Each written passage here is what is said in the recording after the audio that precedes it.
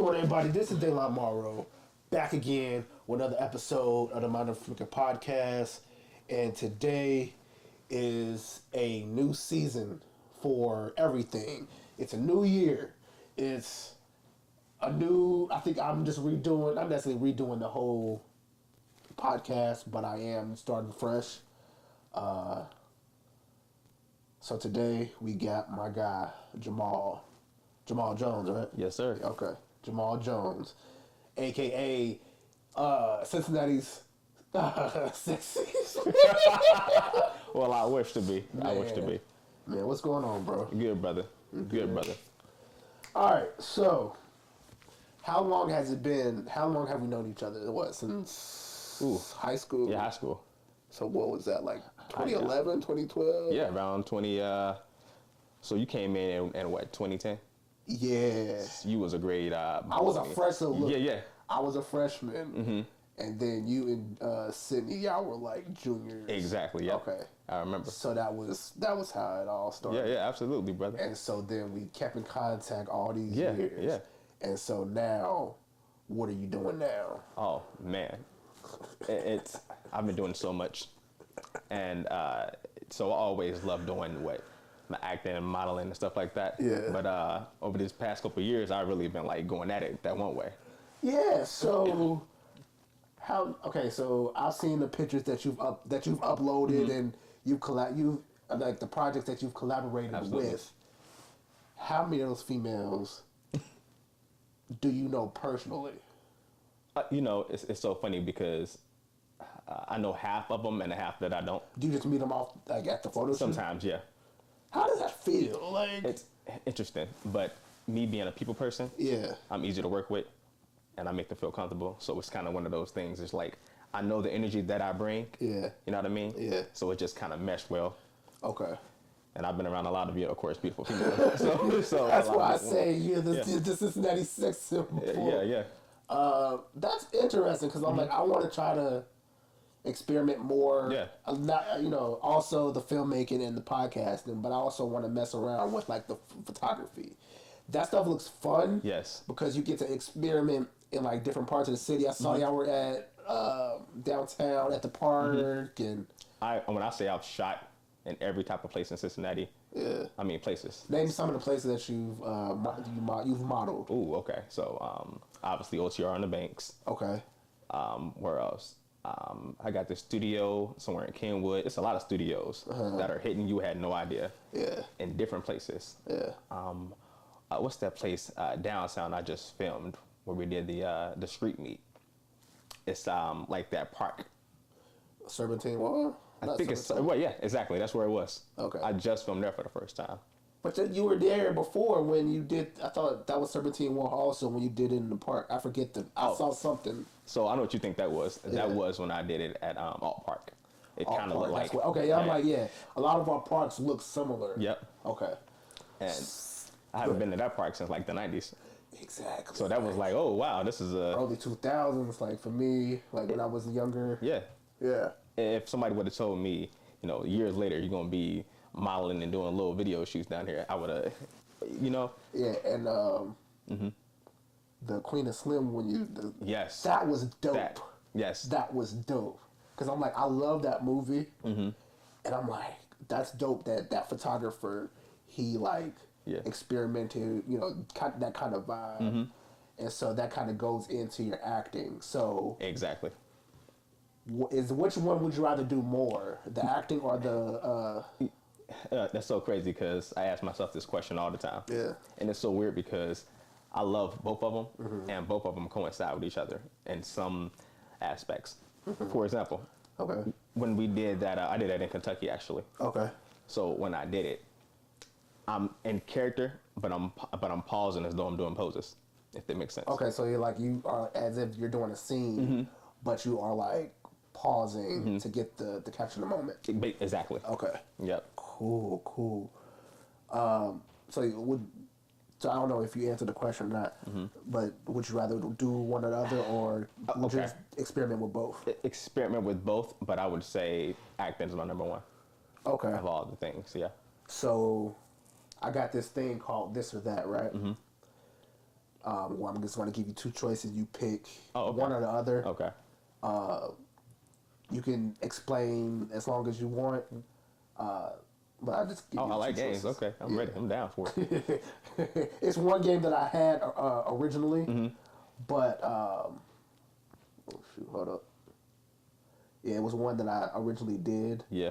But it was like the sample game or whatever. But every time I would do it and I would upload it to YouTube, they would like flag it because of the music. Oh, okay. Okay, Yeah. that makes sense. What is it? This or that. Okay, so this was one that's just Okay. goofy. I'm just trying to give you. It's a couple that's goofy, and I'm just trying to Yeah. lighten it up a little bit. I'm ready for this. Sweaty hands or itchy feet? Itchy feet. Itchy feet. Itchy feet. Yeah. Why? It's because I gotta shake hands almost every day True that. for that reason. And I True want that. my hand to be True that. dripping and Ooh, yeah. for that reason. Yeah. Okay.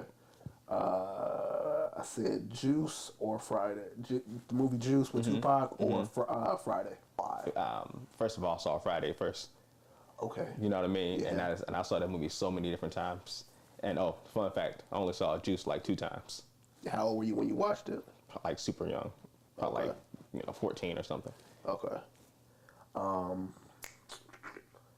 This is a filmmaker type one. Denzel Washington or Samuel L. Jackson. Oh well, look, that's easy for me. Okay. One of my biggest and favorite actors of all time is Denzel. Okay. That modeled my career in that light. See, So you said Denzel, right? yeah, Denzel. Okay, so that's what I was thinking. I'm like, he seemed like he would probably try to be like more Denzel Yeah. than Samuel. I love Sam, Jackson. too. Yeah, I'm like I like both, just for different Yeah, reasons. for different reasons. Denzel is like your grandfather. Yeah. It sounds But- like your uncle. Well, that's the thing. I know, it's weird. It's weird. I That love was my the uncle thing. and my grandpa. So That was the yeah. thing too. So, I think in college we had to do like a family tree or whatever, and so we had to do like celebrity, like Yeah. I forget it was school or what, but it was I had to do like a family tree, and so I was like, if I had to choose any celebrity specifically, I said like Samuel Jackson would be like one of my uncles. Denzel would be another uncle. What did I say? I said Denzel Washington is an uncle. Samuel Jackson is an uncle. Morgan Freeman is like my grandfather. Okay. I feel like Taraji P. Henson is like one of my aunts. Yeah. Taraji P. Shoot, who else did I say? It was like a whole bunch Yeah. of them. Yeah. But I know those was like a few of them.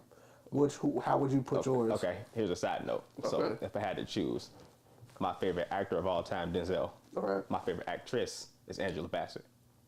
I can see that. So- she's in my top. Yep, she's in my top automatically. That could Yeah. be aunt. That could be mama, grandma. You know what I mean? Yeah. So how do you feel is. about the women, like, I guess getting up in age and they are starting to get those roles where like they are either the aunts Yeah. or like the grandmas.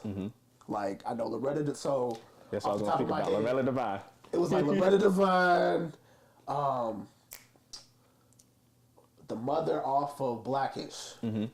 She was another person that played grandma. Yeah. And then it was like some other Yeah. people. They are. Oh, you talking about Jennifer Lewis. Jennifer Lewis. There Yeah. you go. Yeah.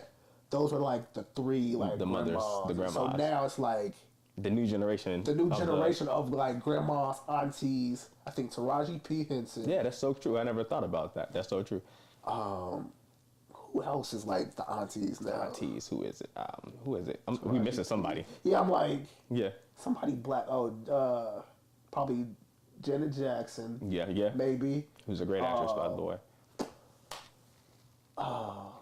Shoot. Who you thinking? I know it's on I'm the tip thinking of my like tongue, and I just she's can't from think. here. She's from here. Not Lauren London. She's from our era, or if that makes sense. She is not from our era specifically, but she has been in movies that we probably watched in our lifetime specifically. Yeah. And it's funny. I think I know you're talking about, but I can't think of the name. it's on the tip of my tongue because I know who you're talking about. I can't think of it. Oh, I hate when I go blank. Yeah. Hold up. Yeah, I got She's in Boys in the Hood. She's like one of the homegirls from the block. You ain't talking about Regina, is you? Regina King. Yeah. Yeah, she's from here. Yeah, Regina King. She's another one. Yeah, which that's a story in itself. You met her? Mm-hmm. I got a movie with Regina King. See, so this is what I'm talking about.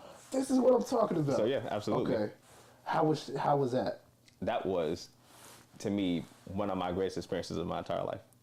It was everything I wanted to be all in one moment. Okay. So look, this is a true story. Mm-hmm. So for this movie, it was like I had to get in the car. Was it like a short film or like a full length? A full length. Okay. It's like the biggest movie I ever did for a studio. So I mean, I had to drive to a place, picked up, blindfolded, dropped off, drove around. I mean, it's that. Was this in the scene or was this just? This just getting to the place. You were blindfolded? Yeah, I mean, I blindfolded literally. I was about to say, what's going on? It felt like it because I had to drop my car off. Oh yeah, you had to drop off. Yeah. Okay, you had to drive to set. Exactly. Okay. They came and picked me and some of my mates up in like a car. Yeah. Drove us around to the base camp. Okay. And base camp is where you change your clothes and everything else, and then they drag you to set. Where was it? So do you know at all where you were? Yeah, and no, I know it's somewhere downtown. Okay. But we was driving around so much for a reason. I know what's going on. Yeah. Like, so here's the funny thing. Yeah. So this ain't no spoiler. You should know this. Yeah. So it's based in the 70s. Okay. Yeah. And she will be playing Shirley. Yes, Shirley. Oh shoot. Okay. Activist and Yeah. I know. I think I heard about this project though. Yeah. And for this, we had to dress as 1970s. So like Black Panther. Yeah. Afro. Yep. Okay. That's pretty much kind of the aesthetic for it. Yeah. So to be there and then have my clothes on. When I got off that bus or that car, it was like I was another dimension. You know what I mean? The place was completely old school cars. Yeah. My what I had on, my castmates, everything else. Yeah. So while I'm in my actor's chair, and they read me the script, they told me the name of her character and my character. So you're gonna be here and here and everything else. I done fainted at this point. Because at this moment I knew I'm on. Also, you working with her? You got syncs with her and everything. So I remember sitting in my actor's chair and I'm sitting there and I just see Regina walk out. She did the same. Yeah. And I'm in my actor's chair getting snacks and Kool-Aid packages, having the life of a star. And I was just amazed. And I saw this woman act. It's incredible. Let me tell you what that moment that taught me. Okay. This woman was on at all times, but also it's moments where she messed up. This is the important part. Okay. When she messed up, it's how she caught herself. Okay. The way she caught herself was just with so much poise and so much presence. It taught me, you don't know how many mistakes is in a masterpiece. You know what I mean? So I feel that. I was like, oh man, it's the way you caught yourself and the way you just went through it. You know what I mean? That's the beast move. Also, she like stumbled over her words or whatever, and then she was like, "Oh snap!" Yep. And then she kept going, even though she just messed up. Exactly. Wow. And it was so effortless. She ain't get like, she ain't stop. She ain't get like frustrated or nothing. Exactly. It's like, this is what I do. She's been in the game for a minute, so you gotta find those types of things to like keep you going, but also like the professionalism. Exactly. Exactly. So, also, I want to let you know and let everybody else know, if you've been watching the podcast for a minute, I think 2 or 3 episodes ago was in last January. Oh, wow. Yeah. And so I've been trying to put out episodes, but I think last January I went to the Sundance Film Festival. Oh, that's amazing. So I'm going back in so this is, what's today? Today is the 3rd. So the 3rd. It's the 4th. It's the 4th. So on the 16th, I will be going to Utah for that again. Oh, that is dope. So if we bump heads, bump into each other, say hello. Yes, sir. I'll be at one of the theaters. I'm not going to say where. But if I see you and you recognize me, Hey, brother. Say what's up. You know, I'm recognizing you. My G. Yes, sir. So that's where I'm gonna be in a couple weeks. Yeah, not this coming week, but the week after next. Okay, then. Yeah. So, movie talk. Color Purple. Ooh, yes. So I just saw this movie on opening day on Christmas. Okay. So it's funny. The funny thing about this movie is, this movie for me as an actor, this is the ultimate dream type movie role that I would love to play in. In Color Purple? In Color Purple. I'm gonna tell you In why. like the musical or like Just in that type of film in general. okay, like big dancing. Yeah. Okay. The whole thing. Okay. Specifically, the blackness of it, and also the influence that's black culture now. That's solidified. Yeah. We're gonna talk about that for generations. You think so? I believe so. Because I'm like, nobody really watched the original before watching this. Thanks to my mom, I knew about the original before this. Same. And so when I heard that they were doing a reimagining of the movie, in my head when I first heard about it, I'm like, what more can they do? But when I saw the trailer and everything, I'm like, Yeah. so this is like a musical. Yeah. But if you look deeper into that movie, it's like a reimagining of it's based off of the musical. That's based off the movie. It's based off the Which is a crazy Inception. Yeah, I know, crazy. Color Purple Inception. Yeah. But I knew that it was based off, it had to be involved with the musical because Absolutely. of how they did everything, the dancing routines and the music that came with it. And So musicals aren't even really my thing, as much as I love singing and music too. were you in the theater group? I was. At Purcell? I was. I really you did. were? Yep. You I were did the it for- least. Yep. Yeah, okay. Now, here's a fun fact. So Okay. that's the first time I ever always acted, with my friends and everything else. Yeah. But that's the first time I ever auditioned for anything at that time. Where? At Purcell? Purcell? High school, yep. And the first thing he said to me was, you're going to be King Claudius. Okay. So my first thing ever was a lead role as the antagonist. My first time ever. And how did you feel about that? I couldn't believe it. I went in just thinking I'm just going to be just a whatever. You know what I mean? A tree. Yeah, The most simplest thing ever. One line, I was a full-blown character. And the lead, technically in that, the second lead. Yeah. What? So you were made for this whole situation. Yeah, to me, it was my confirmation. To me, oh, okay, this is really something that This is really it. Yeah. The look that they gave me, the producers at the time. I think Mr. Cameron. So that's the thing. Like when I think y'all were in there, I wasn't even in the school. I don't think. Yeah. But I feel like when I did Shadow, I think I saw y'all doing like Dracula. I think y'all were prepared for Dracula because I remember the set was already done up. And the funny thing about Purcell and like the theater group, I don't know what, but I think I was trying to do like film and stuff like that then, but Purcell didn't have like a media group, like a film group or like a AV club or whatever.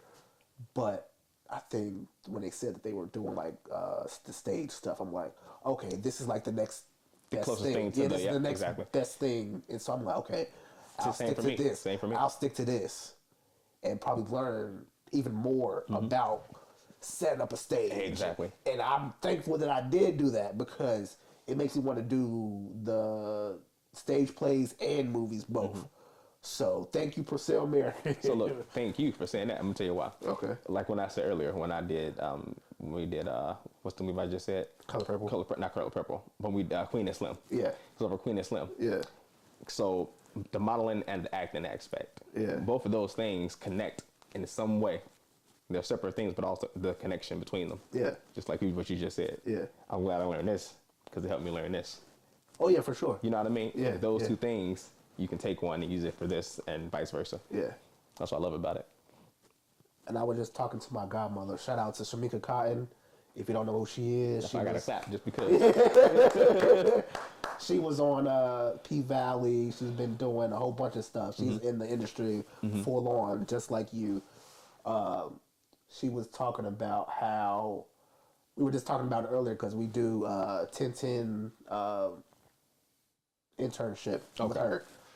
She's the intern leader, and then she helps me and I think 3 other people learn different aspects of the field. So I'm doing like short film and like long-term script writing. I think somebody else is doing like directing, editing, and then I think somebody else is doing like acting and stuff like that. So shout out to her. Love you. I'll see you later. And so she was talking about how, well, one of the things that she does is like she goes live on Instagram. I'll send you her link later on, and she'll talk about on some like Oprah Winfrey stuff, like self-empowerment, checking your vibe, making sure everything is in check. That's it. That's the one. Mentally, physically, and emotionally. Yeah. And so I'm like, that's deep. Like, she's an actress, so guess what? Oh, that is crazy. What's up? So I was in my car just now thinking about acting. What? And just in general, just acting. And the first thing I thought about was, okay, the first thing you need to do is get your energy right and be centered. You know what I mean? Bring your whole self to that role. And you basically just said... And that's what she was saying. Like, you gotta check yourself. Yeah. And then also, like, you're not only a role, you're putting your all into this person. Exactly. Why does this person do this? Why does this person walk this way? Why does he talk that way? Talk this way, you know. It's always about all of it. So check all yourself in there. Here's another thing that I love to do. So I'm about to combine 2 things for you. Okay. So in modeling. Okay. It's the first thing I do. I taught people how to also model too as well. So the first thing I always say is the face, and then the body follows. So the face and the body follows. Okay. So the reason I say that because you got to find an anchor. Okay. The anchor is the main thing that keeps you focused. Okay. And everything else subconsciously just knows what to do. And for acting, for example, I can just choose something for acting. It could be my voice. Okay. If I find the voice of what that character is, the rest of my body just knows how to come together. Carry yourself. Exactly. So if you're playing like a Southern pimp, you probably got like a little Atlanta, maybe a little Mississippi. Exactly. And then you gotta like walk with like... It's gonna have that little stink in my walk. Exactly. You know what I mean? And it's not like no exaggerated walk. It's like you literally like... I embodied it. Yeah, exactly. And that's... Wow. And that is what I call the anchor. Everything needs an anchor. So I just watched the interview with, I don't know if it was Coleman Domingo, who was that's Mr. Yeah, I love Coleman Domingo. Yeah. This man, I watched the interview the other day. He said I had to learn how to bring myself into the role instead of taking myself out of the role. Meaning, you know what I mean? I need to bring me into another version of me. And so to go back into that whole movie, so in my head when I was watching it, I've seen the original, so I know who was playing each role. I recognize who was playing each role. Exactly. And so then I saw Dion Cole playing their father, and then Domingo, he was playing Mr., and then Holly Bailey, she's playing Natty. Yep. And I'm like, okay. Yeah, you get to see the... I didn't realize how star-studded it was, though. Yeah. And the last... Her was in it? Exactly, her was in it. But she wasn't like a big role. But even though it's her, she's a star, she sings. And I think that was perfect for her because... That's what she's a singer. Yeah, she sings. She probably doesn't even act for real, but I think for what it was... Like, I was a fan of the original movie. Same. And so then, like I said... I was surprised that they like adapted the movie to the musical that's based off the movie. And that's what I mean, Black significance. Remember Oz with Diana Ross and Michael Jackson? Yeah. That movie was made years ago. That was that's considered the 70s, right? Exactly. Yeah. That's a Black staple. Yeah. Black Panther. At this point now, you can call that a Black staple. Wakanda forever. Color Purple. Color Purple, both of them now considered staples. And that's what I mean when I say Black significant films like that. Yeah. Those are all one of a kind, specifically to the Black community. You know what I mean? Yeah. Yes, I want to have other, obviously, influential, films. But just to have one of those is, my God. And so I was looking at the cast some more, and I saw that Corey Hawkins, Yeah. a.k.a. Dr. Dre. Talking about Beast. Beast. He a beast. Oh, yeah, he's a beast. I'm like, what beast? No, he ain't playing. No, he a I was beast. like, what? Nah, yeah, he's a beast.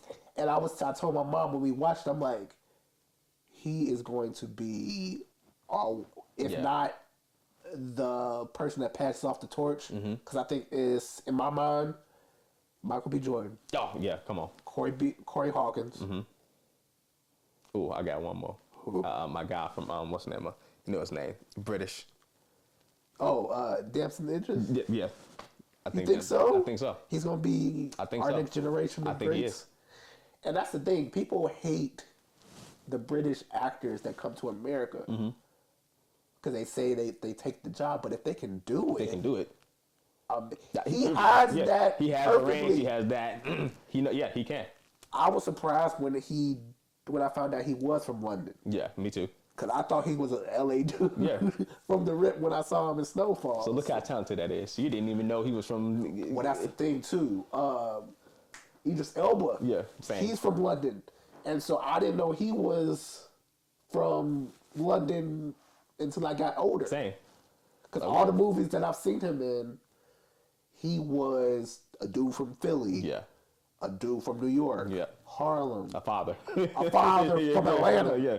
And so I'm like, I ain't never heard him talk in his regular voice. Hello, mate. Exactly. So, and then I saw him in Hobbs and Shaw. Yeah, which I loved. I liked it too. And so I'm like, what? Yeah. Yeah. What? The talent to just switch your whole complete accent. Exactly. And you can hide it And you can perfectly. hide It it doesn't sound like muffled or I mean, it is incredible. And you acting on top of that. Come on. Exactly. And that's what I meant. That's a possibility that their voice is one of their anchors. Maybe. You see what I'm saying? He played Damson Idris played a dude from LA. Yeah. He played somebody from Houston. Exactly. I've seen like little trailers of him doing like Twilight Zone stuff. Yep, me too. I forget where he was from in that, but I'm like, yeah. I mean, speaking of, I gotta talk about directors. That I Okay. want to over talking about Jordan Peele, for example. Man. And the thing is, I was introduced to him through comedy. Same. And so I'm like, okay, this corny dude. Yeah. This dude is corny. How is he supposed to doing? make? Yeah. Man. And this man has made hits. And then he dropped a bomb on Us when he did Us. Get Out. Get Out. It was Get Out, Us. Those were the bigger projects, and then And then Nope. Nope. Did you like that? Yeah, I guess I did. Did you like it, or did you like? I didn't like it, but I liked it. I liked the concept. It was cool. Yeah, it was cool. It was entertaining. Yeah. But I didn't really fully understand the whole concept of them looking up and. You know, he has a movie always with a message. So sometimes if you miss the message, it makes it hard to understand sometimes. Exactly. So it's a double entendre. Did you understand the message? To some degree. What do you remember? Like, I think it's like don't overlook like certain things. Yeah, that's pretty much what mine. Yeah, was. Okay.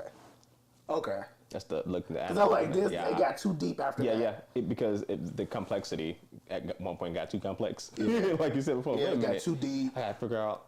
Get on YouTube and look up theories. Yeah, that's what I did after So, when I watched that too. Yeah. What do you think this means?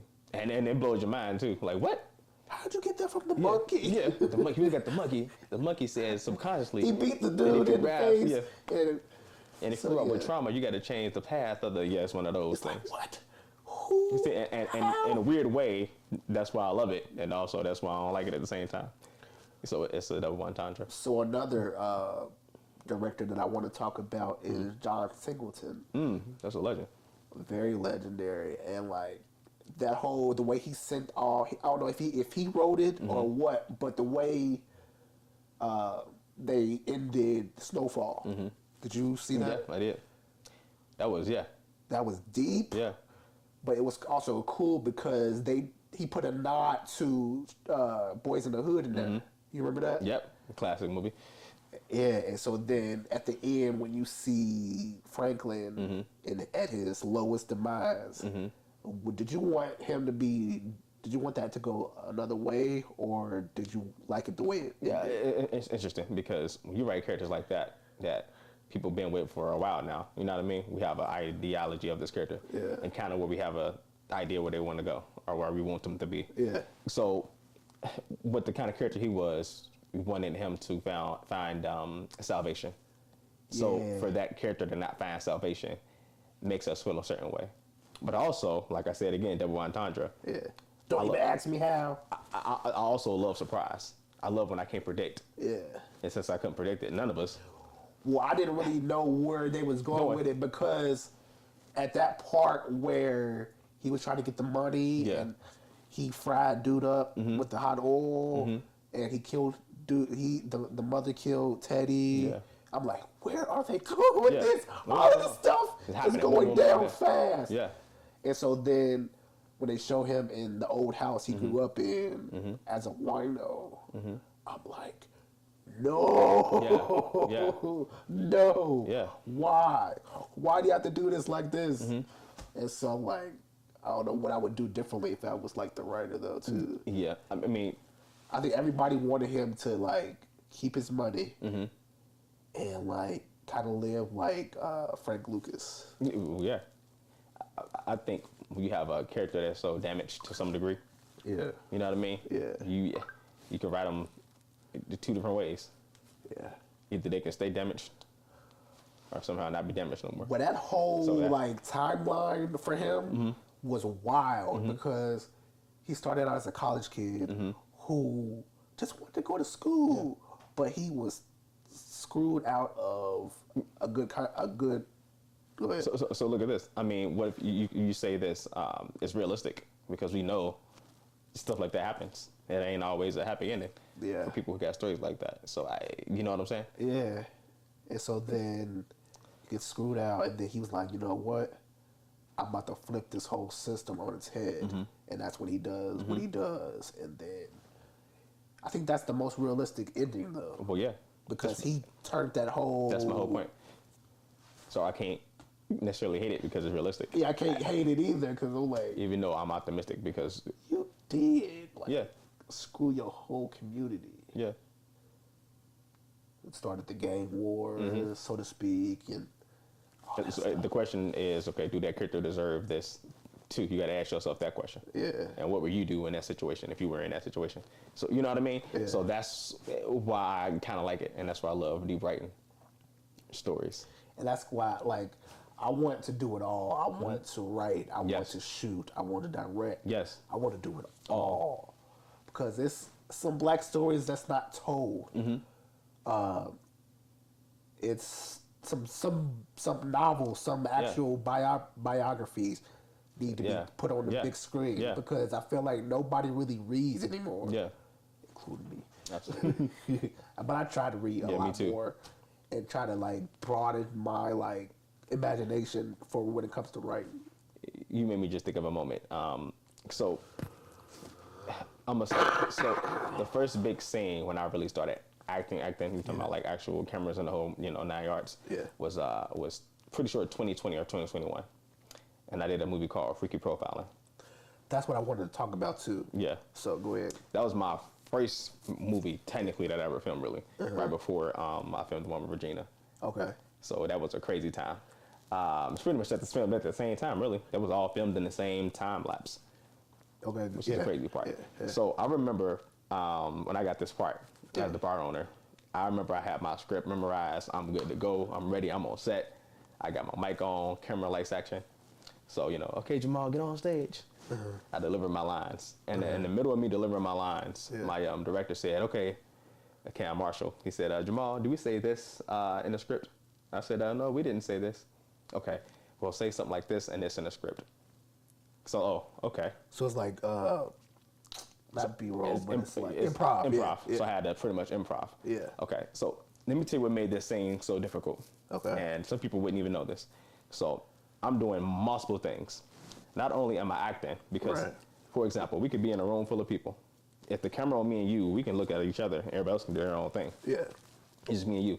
So not only am I doing that, I'm acting, and also I'm doing public speaking. So everybody looking at me.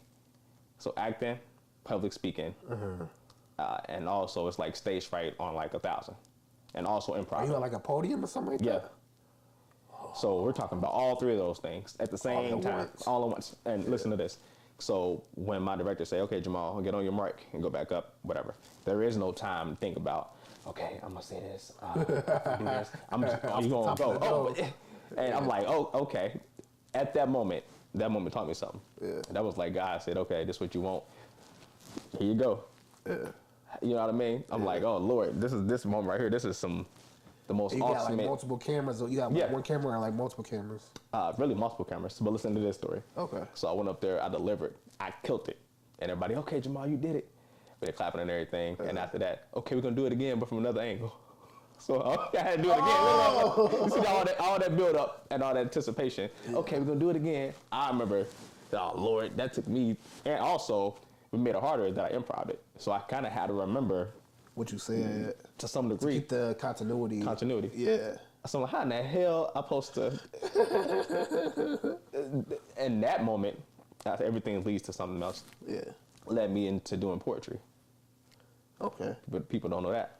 And the reason that led me to doing poetry, because it's like, okay, I want to hone on my skills and also be in this new phase of being in front of an audience and by myself specifically. It's stage presence. I always had it because I did a little something in high school, of course. You know what I mean? But this was like a whole new level by myself. I'm the star of the stage. So I started writing my own poetry. And I wrote poetry as like a monologue. Okay. With poetic nuances. Yeah. You know what I mean? Yeah. So when I, read my poetry, it's like I acted it out. And you know what I mean? So I know. Yeah. That's exactly what I did. Yeah. So I combined those two things. Okay, this poetry can also help me act better because now I'm about to have better stage presence. You're painting like a picture for the audience that you're doing the poetry for. Exactly. Wow. And so the first poem I ever wrote, well, let's say this, I actually said it out loud first. I went home, I sat on my bed, and I think I went out that night, and I saw a lot of beautiful black women. And exactly. And I got inspired by that. And next thing I know, I said it all out. I mean, Is it like an ode to the black woman or something like that? Yeah. And it just flowed out of me. I don't know where it came from. So when I said it out loud, I went to go write this down. I got to go write this. Oh, so you did like a freestyle off the top of the head? Top of the dome. I've never did that before in my life. Sister girl, the way your curves. Yeah, I had to look. You got to snap and everything. And okay. I ended up coming with the title named Chocolate Covered Kisses. Perfect. Which is like my signature poem now. Which is Can you say it? You know it off the top of your head? Oh yeah, that's like my most iconic poem. Give it to us. Okay, I'm gonna give you just a little bit. Ready? All right. Black woman. What's better than a black woman? I can't see how you can't see. The original fruit tree. They nourish me, can't you see? They give you life. And one day I'll make a black woman and my wife in this everlasting life, and I won't think twice about it. I will be there every step of the way, and I ask God and I pray that I find you and you find me, because I need that energy. I need that black skin against mine, because you are the original mother. You come like all 4 seasons. You bring strength, love, healing, and ambition, and it is my intuition to give you the same. I'll be there when you're sad. I'll be there when you're happy. I don't care if it's Monday, Tuesday, Wednesday, Thursday, or Friday. I will call off on weekends if needed to be, just to give you chocolate covered kisses, because you are my missus and because I am yours. I can love you on your back, but also, baby, I can love you on all 4s. But until we open these doors, it's only but a dream. And I wrote that. Just a little something. Man, I know you probably got so much. Yeah. The woman, they all died. Yeah. They was like, hey. Mm-hmm. Yeah. They. I'm at the hotel. Yeah. Come on through. I had standing ovations for that poem. From all the black women, or just all the women in general, but of course, black women, of course. Yeah. And the thing about that was, I performed that same poem different times, but different ways, because it's like acting. Okay. Do I want to perform it sitting down, standing up, or walk around? What's the cadence I want to use? Do I want to use props? Do I want to have a rose? So it's like the ambiance. It's like building the character within those words. That's the best description I can describe it as, which also enhanced my acting ability. Yo, if I don't see you in like multiple big projects, I'm gonna hunt you down and like I'm gonna put you in some stuff because I'm like, you need to be out there. Thank you, brother. I appreciate that. Yeah. And the thing I also want to talk about, why don't people want to put Cincinnati on the map? It's a lot of people that's from Cincinnati, but they don't claim Cincinnati. It's so crazy. It's so weird because I feel like the older generation, before now, they didn't really claim it. I feel like this generation will. Yeah, for sure. 'Cause I know a lot of artists in the city, from photographers, models, actors, the poetry world, all of it. Yeah. We gonna represent. And I'm a part of that generation. I feel like I'm going to represent for sure too. Same for you. Yeah. So I don't know, the old generation, I don't know. It's like, what? I think, you know what I think it is? I think we all know that they didn't. So it's like our mission to some degree to do it. Okay. You know what I mean? Yeah. I don't know why they didn't. Okay, well, I'm like trying to figure out why didn't they like, oh, I'm from Cincinnati. We stand up. Yeah, we had a lot of stars. I think Cat Williams is like the latest one to really put. He even said, "I'm from Avondale, where my mama stayed." Yeah, and I'm like, okay, he from Cincinnati. I didn't know that. Yeah, and some other people. I didn't know it until I found out later on. So, well, I think Bow Wow from Columbus. So yeah. So that's what they talked about in Shannon Sharp one too. He's from Cincinnati, but he moved to Cincinnati from Dayton to Florida to I think Atlanta, so on and so forth. What you think about that whole episode, like that whole interview? I liked it. Cat or Bow Wow? Yeah, you know, the Cat Williams. Cat one. They just say Cat Williams said what he had to say. I feel like he had like vengeance on everybody. Yeah, he did. He kind of pulled the training day back. Yeah, he did. That's what you gonna do to me? Yeah. I got some for all you mother. In Pelican Bay. He took him to Pelican Bay. I'm like, yo, what is he doing? I was on TikTok and somebody was like, he better get in, what they say, protective custody. Yeah. Yeah. Because everybody after him after this little episode. I will say this. Even for myself, I would say I try to be as honest as possible. Yeah. And I hope you're doing the same thing. I think that's what he was doing, yeah. I was surprised by what he was talking about with Ricky Smiley. Yeah, and everybody else. All the kings of comedy and stuff like that. So I'm like, what? Yeah, of course, we can't believe everything, people say, but at the same time. And I think Cat Williams is like one of those like true speaking comedians. He is. Like Dave Chappelle. Yeah, and I think he tells the truth too much. Yeah. Because it takes away from his like comedic. Yep. He's not necessarily a comedian. Now it's he's not like comedy. Now you just truth telling. He's doing speaking. He's doing public speaking every show that he does. It's him, Thea Hughley, Cat Williams. Truth tellers. Yeah. Sometimes we find they say comedy in the the chaos of the world or something like that in some aspects. Yeah. Yeah. That's kind of what that is at that point. You gotta laugh to keep from crying. Yeah. That's in a weird way. Yeah. And it all connects. That's my favorite word there. So what are some of your dream roles to play? So I know you said you just worked with Regina King. Mm-hmm. Who are some of your dream people to work with? Well, I'll start there. Okay. I just said it before. I'm a real big fan of Coleman Domingo. Right. Okay. Right now, he's doing phenomenal. I've seen him in a lot of stuff. I didn't know what his name was. I just seen his face. So I'm like, okay. He's definitely one of my favorites right now. Okay. Michael B. Jordan, of course. Okay. I know Angela Bassett. Okay. I got a list here. Zendaya. Okay. I think Zendaya is phenomenal. I think that's her future legend. You think so? I think so. Her and also Halle Bailey. I agree. I think those people, they are just. Look at Halle Bailey. Her first movie ever was the lead in The Little Mermaid. Was that her first? No, yeah, was it? That's her first movie, first film. No. Yeah. She did little TV shows here and there, but that was. But she was as a kid though. That's what I'm talking about. Yeah. She was in, I think, Fighting Temptations. No, that was Chloe, her sister. Chloe. Okay, so what else did she do? So yeah, this is her first real, mega If you didn't know who she was before, you know who she is now. Okay, yeah, okay. And you telling me your first movie, The Little Mermaid, and then second movie is The Color Purple, Significance. We're talking about that is the ultimate. Stacking. You can only go to here because how can you go? How? You can't go down. You could just go elevate.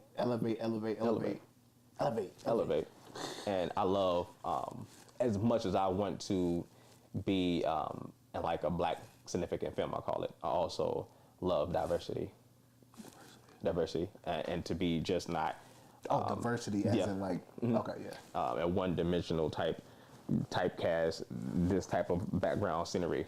I want to be, you know what I mean? yeah. I could be in a country, you know what I mean?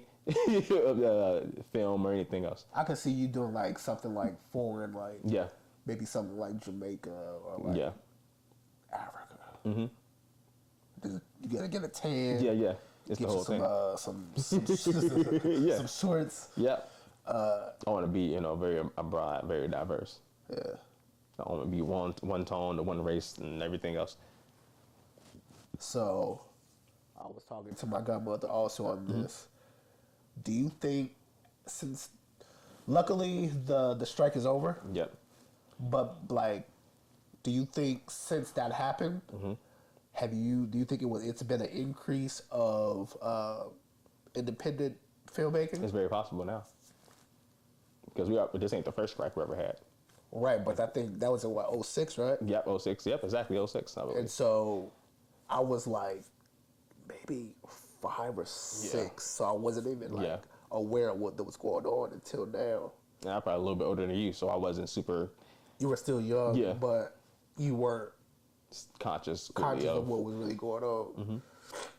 And so I feel like, with the Tubies and everybody's doing like their we got YouTube and everything now. But it's like they're always doing like YouTube original movies or BT Plus original movies. Exactly.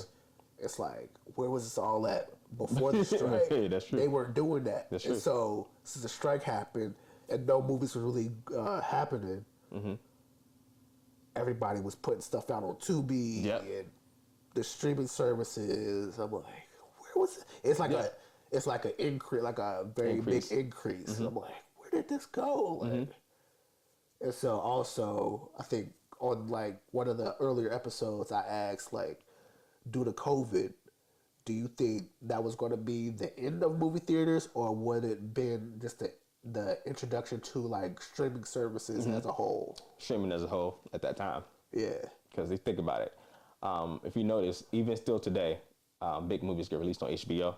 Yeah. I mean, it's like a 2-way split. Yeah. It'll be like in theaters for like maybe 2 or 3 weeks, and then that fast. Then they'll go straight to HBO Max or Stars or whatever. Yeah. So now I feel like we did it before, but now it's like way more faster, and it kind of stayed in that same little bubble now. And so with that still going on, do you think that will end movie theaters, or do you think, that's what you're trying to say? Yeah, do you think that will take away from the shine and glitz of going to the movie theaters, or do you think people are still going to want to watch movies in the theater instead of just watching them from home through the streaming service? I think the theater, and the reason I'm going to say why I love the theater. Okay. When I saw The Color Purple, right, the energy from that crowd, everybody, so it's the feedback from the crowd. It's like your experience and everybody else. It's like, y'all seeing this? I can't believe I'm seeing this. So it's like the Avengers too. Yeah, that's exactly on that saying. Remember when Thor got the hammer? Not Thor, but Captain America. Yeah. Had Thor hammer, and everybody lost their goddamn mind. Yeah. So when I saw The Color Purple, people clapped, people cried. I felt the energy in the room. Unless you got a house full of people all watching at once. Yeah. You know what I mean? That's the way you can do it. But most of the time, you kind of with your who in the house at the moment type of things. Yeah. So that with we don't know how many people, 50 people maybe, possibly, is an amazing experience. It's an experience. Yeah. You know what I mean? Yeah. So what are you watching on TV right now? Ooh. Oh, that's funny. So I got a couple shows. Okay. I just watched a show called Outer Range. Okay. And it's on Amazon Prime. And it is Josh Brolin. Okay, so that's... who's played Thanos. Thanos, yeah. This one of those stories is like a sci-fi story. And they're in a country and everything else. I'm like, this is not a show you would think somebody like me would be on type of show. Right. But God damn it, I would love to be in that show because the aesthetic and the acting. When you can just tell, for example, so when I look at movies and TV shows, I'm looking at it differently from a regular person looking at it. Yeah, I'm looking at the camera angles, the lighting, you know what I mean, the angles, the acting, the whole construct. That's like me too, because I'm like, when I'm watching Snowfall or Power and like any other show that I like end up watching, I think about it as like a filmmaker. Okay, they're opening up this scene with a wide shot, not a close up. Exactly. Why do they have this type of lighting? I like that lighting. I want to try to do that lighting. Yeah. It's like it's stuff that I want to learn. Try to figure out what was their mindset when they did this part. When something dramatic happened, why was it a red light? Was that red to mean dramatic? Bruh, that's what I'm talking about. So yeah, you know what I mean? That's been on my mind lately because I've seen a lot of movies that use like red. Yeah. And I've heard somebody talk about it, but I'm like, where did I hear that from? It's like red, describes danger. Blue may be heavenly, or good time. cold. Yeah. Or yellow makes, I don't know. Yeah. Whatever, The color, color like the that color we- theory and stuff like that. When it comes to editing and also just, I guess, interior design when it comes to the scene or whatever. And it's almost subconscious because even though we're looking at it, it's like, okay, how does that make me feel? It's like certain colors make you feel certain ways. It's red, so it must be hot. That's what we just assume. Yellow probably makes you hungry. Green does this or that. If it's green, they make you gotta go. Yeah. So it's stuff like that. Yeah. And also that's used in films. Exactly. Yeah. Subliminal messages. Without even telling you. Without even telling you. Yeah. What? Ain't that deep? I mean, it can be deep, but you probably won't catch it. Yeah, you might not even catch it unless you really like looking for it. Yeah. And that's what I meant. Are you watching Power? You know what's so funny? That's the one show I haven't really got into yet. At all? At all. At all? At all. Like, I've not seen even clips. like OG Power. Not even OG. And it's so funny. People will say, Jamal, you'll be so great in that show. It's just funny. Maybe. Yeah. Maybe. It depends on what role. Maybe if you can pull off the thug thing. Yeah. But I'm like, so I want to do this project. It's like, I want to call it like a biopic, but it's not an official biopic. But it's like based off of this artist from the 90s. It's like my way of doing my own biopic for like a musical artist. Yeah. And within his career, he's going through the typical ups and downs, not necessarily drugs, but like grief and stuff like that. And within his story, he achieves a whole bunch of stuff. I'll explain more off air. But then he also, so that's his biopic. And then I want to do like a sequel where he's like finding new blood not new blood, but like new talent for his label. Oh, okay. Oh, okay. And I could envision you being like one of the A&Rs. Yeah. Well, that sounds dope. I like that. That's a nice idea. Yeah. We got to talk about that one now. Yeah, we'll talk about it later. Yeah. You want to plug anything before we go? Oh, yeah. So I just want to say I'm doing a lot of work right now. A lot of work? And certain things I think official work. Okay. That I haven't even, talked about yet or even came out yet. Okay. So it's like even when I filmed The Regina King. Regina King, we did that in 2022. And I just forget. I keep on forgetting that. Yeah, you'll shoot it in like January of 2021. But messing with, the way the deadlines and stuff. Exactly. You might not see it until 2024. Post-production and everything. Yeah. Post-production and funding and distributing. Like yes, all of that. Yep. Pushing stuff forward, backwards, put it on hold in general.